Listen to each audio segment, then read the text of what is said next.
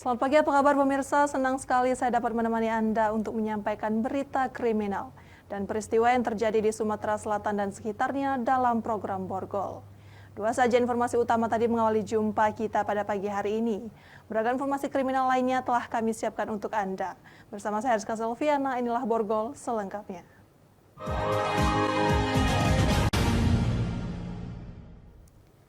Pemirsa, unit PPA Satreskrim Polres Oku Timur ringkus pelaku berinisial NA warga Kecamatan Madang Suku 2. Pelaku diringkus lantaran telah menyetubuhi anak di bawah umur. NA, pelaku asusila anak di bawah umur, diringkus petugas lantaran telah menyetubuhi korbannya yang masih di bawah umur sebanyak 7 kali. NA membujuk rayu korbannya dengan mengiming-imingi akan menikahinya jika terjadi hal-hal yang tidak diinginkan. Pelaku mengaku sudah menyetubuhi korbannya berulang kali, yang lebih parahnya lagi. Setelah melampiaskan hawa nafsu bejatnya, pelaku menyuruh korbannya meminum minuman keras dan meninggalkan korban di pinggir jalan di area pemakaman. Korban ditinggal di tempat tersebut seorang diri.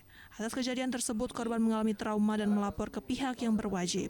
Pelaku diamankan petugas di sebuah tempat perbelanjaan di wilayah Belitang tanpa melakukan perlawanan. Kita mendalami keberadaan pelaku lagi. Ternyata pelaku informasi terakhir berada di wilayah Desa Tanah Merah. Lalu kemudian kita mendalami lebih dalam lagi, ternyata benar pelaku berada di depan Alfamaret Desa Tanah Merah, Belitang.